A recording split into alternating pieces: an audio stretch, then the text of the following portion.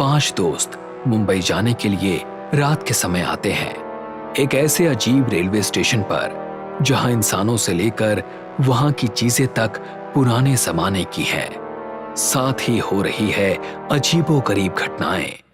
रोनित, मुझे अब यहाँ रुकना ठीक नहीं लगता। चलो यहाँ से चलते हैं। रुकना तो मैं भी नहीं चाहता, लेकिन इस समय यहाँ से वापस कैसे जाएंगे?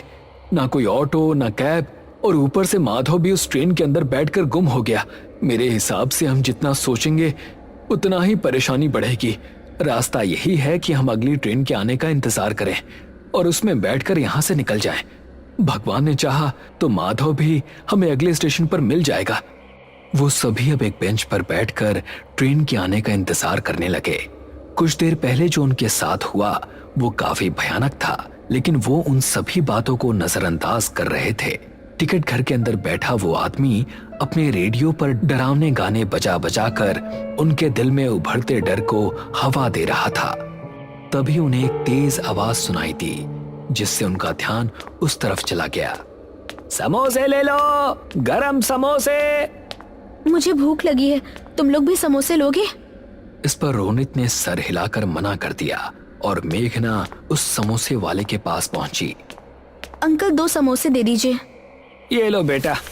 मेघना ने समोसे लेकर उस आदमी को 20 रुपए का नोट दिया। अरे बेटा, छुट्टे पैसे नहीं है क्या तुम्हारे पास? अंकल, अब 20 रुपए से ज्यादा खुले और क्या दूं? इस पर वो आदमी रहस्यमयी तरीके से उसे घूरते हुए बोला, ये 2 समोसे 1.5 रुपए के हैं, इतने पैसे क्यों दे रही हो? ये सुनकर बाकी तीनों भी अपनी जगह से उठ खड़े हुए। आप ऐसा कीजिए, बाकी पैसे भी आप रख लीजिए। ये सुनकर वो आदमी काफी तेज रफ्तार से वहां से निकल गया। अजीब बात है यार, आज के जमाने में 1.5 रुपए किसके पास होते हैं? ये कहकर मेघना ने अभी एक समोसे में मुंह मारा ही था कि उसका जी खराब हो गया। छी! अरे क्या हुआ मेघना? इन समोसों का ऐसा टेस्ट है जैसे महीनों पुराने बासी हों। समोसे वाला वो आदमी भी कहीं नजर नहीं आ रहा था। उन चारों की हैरानी का अब कोई ठिकाना नहीं था। वो अब एक साथ उसी जगह जम से गए। कुछ देर बाद जब ट्रेन आई तो उनकी जान में जान आई। आ गई ट्रेन, चलो।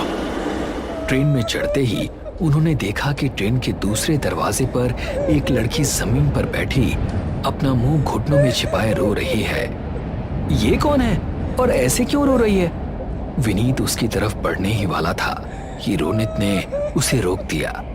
यहाँ सब कुछ काफी अजीब है, हमें इससे कोई बात नहीं करनी चाहिए। चलो सब अंदर चलकर बैठ जाते हैं। वो चारों कुछ कदम आगे चलकर एक कोच में जाकर बैठ गए,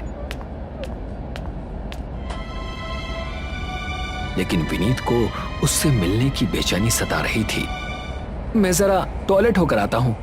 ये कहकर वो अपनी जगह से उठा और उस लड़की के पास पहुंच गया। कौन है आप? ऐसे रो क्यों रही हैं? गोरा रंग, खूबसूरत चेहरा, आंखों से निकलते आंसू भी उसकी खूबसूरती को छिपा नहीं पा रहे थे। उसे देखकर विनीत के दिल में अजीब सी हलचल मच गई। आप ऐसे रो क्यों रही हैं? मैं अपने पति के साथ इस ट्रेन से दिल्ली जा रही थी। हम दोनों इस दरवाजे के पास खड़े होकर बाहर की वादियों का नजारा देख रहे थे, लेकिन अचानक से मेरे पति का पैर फिसला, वो ट्रेन के बाहर जा गिरे और उनकी मौत हो गई। अरे ये तो तुम्हारे साथ बहुत बुरा हुआ। तुमने ट्रेन से उतरकर उन्हें ढूंढने की कोशिश नहीं की?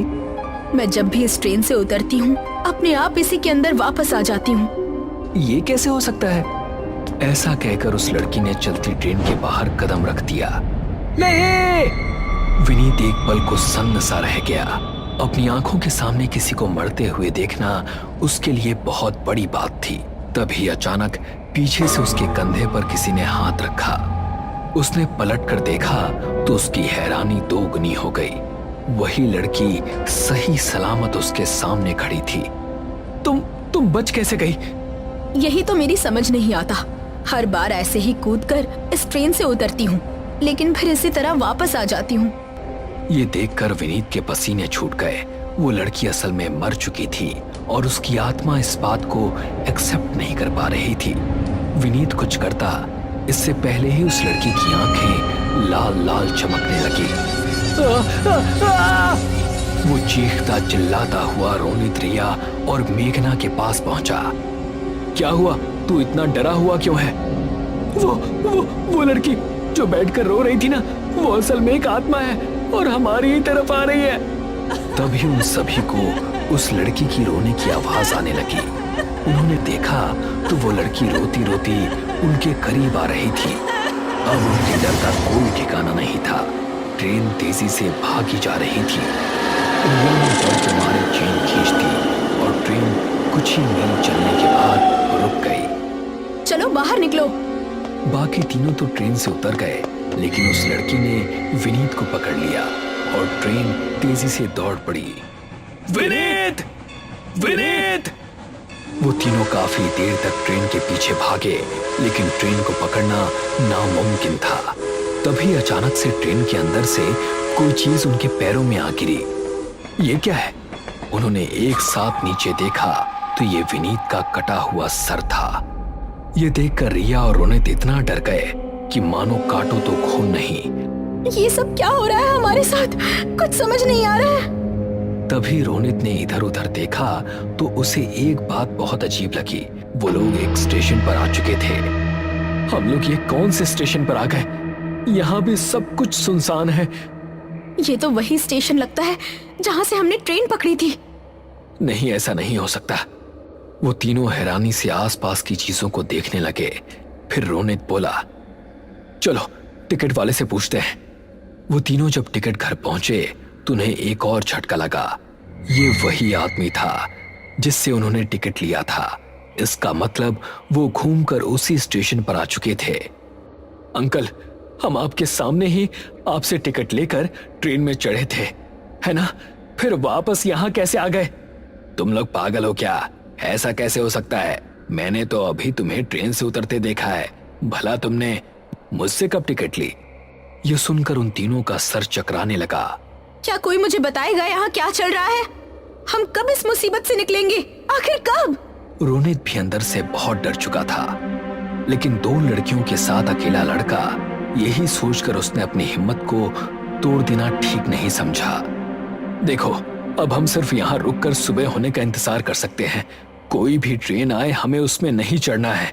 मुझे लगता है कि सुबह होने पर वो खत्म हो जाएगा, फिर हम यहाँ से निकल जाएंगे। उसकी बात मानकर वो तीनों एक बेंच पर बैठकर सुबह होने का इंतजार करने लगे। तभी ट्रेन की तेज आवाज आई, लेकिन इस बार उन लोगों ने ट्रेन में चढ़ने की हिम्मत नहीं की। तभी अचानक से तेज आवाज में चिल्लाता हुआ पुल ना गिरा। उन्होंने देखा तो वो कोई और नहीं बल्कि माधव ही था। उसकी गर्दन पर कट लगा हुआ था और वो मर चुका था। माधव! ये देखकर तीनों के ही आंसू निकल गए। वो टिकट बेचने वाला अभी भी अपनी ही जगह पर आराम से बैठा हुआ था। इस बार वो तीनों दुखी मन से उसके पास पहुंचे। आपके इस स्टेशन पर आखिर चल क्या रहा है? हमारे दो दोस्त यहाँ आती जाती ट्रेनों में फंसकर मर चुके हैं और आप ये सब अपनी आंखों से देखते हुए भी रिएक्ट ही नहीं कर रहे, जैसे कि कुछ हुआ ही ना हो। किसी को हमारी मदद के लिए बुलाते क्यों नहीं? तुम लोग पागल हो क्या? तुम ये कैसे कह सकते हो कि सब कुछ देखने के बाद भी मैं कुछ नहीं कर रहा? क्यों, आपको दिखाई नहीं देता क्या? ये सुनकर उस आदमी ने अपनी आंखों से चश्मा हटाया और उसे देखकर तीनों का दिल दहल उठा। उसकी आंखों की जगह पर सिर्फ काले गड्ढे नजर आ रहे थे। ये देखकर अब उन तीनों को उस स्टेशन पर 1 मिनट काटने में भी अपनी जान का खतरा लगने लगा।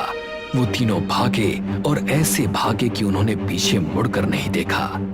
हम वहीं जाकर रुकेंगे जहां उस ऑटो वाले ने हमें उतारा था। उससे पहले कोई नहीं रुकेगा। वो तीनों पीछे की तरफ उसी दिशा में भाग रहे थे। काफी देर तक भागने के बाद वो स्टेशन की पहुंच से दूर आ गए। अब वो चौराहा आने वाला है जहां उस कैब ड्राइवर ने हमें उतारा था। वो तीनों अपने दिल में खौफ लिए भागते रहे। काफी देर बाद भी उन्हें खुद के सामने वही स्टेशन नजर आया तो उनके कदम रुक गए। ये तो हम फिर उसी स्टेशन पर आ गए जहाँ से भागने की शुरुआत की थी। तुम लोग पागल हो क्या? तुम तो पहली बार यहाँ आए हो ना? जब उस आदमी की आवाज सुनकर उन्होंने फिर से भागना शुरू किया और इस बार भी पूरी जान लगा देने के बाद भी फिर से उसी स्टेशन पर पहुंच गए। लेकिन इस बार वो रुके नहीं, भागते ही रहे और हर बार घूमकर उसी स्टेशन पर आ जाते। आखिरकार 5वीं बार भी जब वो उसी स्टेशन पर पहुंच गए तो उनकी सांस टूट गई। थक कर वो तीनों चूर हो चुके थे और जमीन पर अपने घुटने टेक चुके थे। धीरे धीरे उन तीनों की आंखें बंद हो गईं और जो कुछ भी उन्हें सुनाई दे रहा था वो शांत हो गया। कुछ देर बाद रोनित की आंख खुली। उसने देखा कि अब उजाला हो चुका था और वो तीनों उसी चौराहे पर थे जहां उस कैब वाले ने उन्हें उतारा था। रिया, मेघना, उठो। वो दोनों भी उसकी आवाज सुनकर खड़ी हो गईं। तीनों आंख में आंसू लिए वहां से वापस अपने घर की ओर निकल गए। उस रात वो तीनों तो बच गए, लेकिन 2 दोस्तों को खोने के गम ने काली घाटी रेलवे स्टेशन का ऐसा डर उनके दिल में बैठा दिया जिसको वो अपने दिल से कभी निकाल नहीं पाएंगे।